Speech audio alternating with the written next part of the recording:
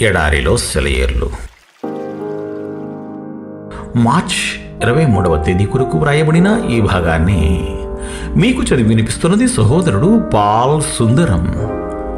యెహోవా మందిరము ఘనముగా కట్టించుటకై యుద్ధములలో పట్టుకొని ప్రతిష్ఠించిన కొల్ల సొమ్ము.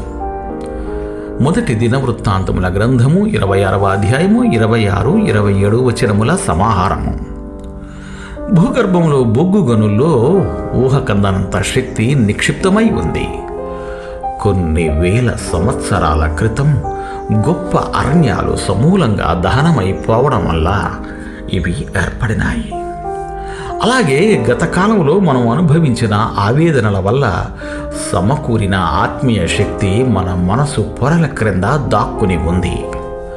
ఈ శ్రమల పోరాటాల్లో మనకి దక్కిన కొల్ల సొమ్ము ఒక దినాన్న బయటపడుతుంది.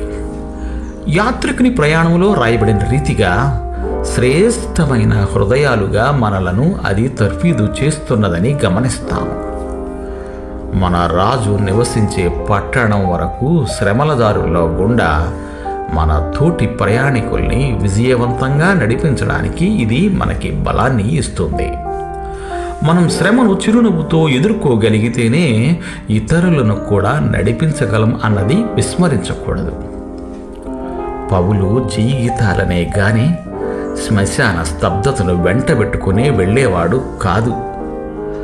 శ్రమ ఎంత కఠినమైనదైతే అంత ఉత్సాహంగా స్తుతిగానాలు చేస్తూ ఆనందించేవాడు.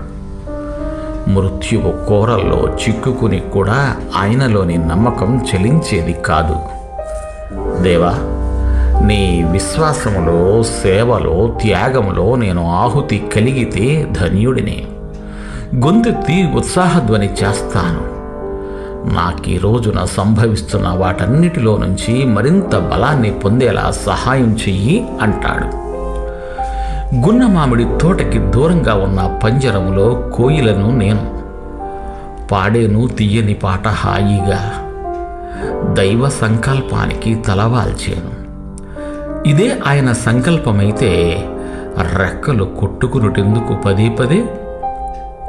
గొంతు నుంచి జాలువరే గీతానికి ప్రతిధ్వనిస్తుంది పరలోక ద్వారమదే.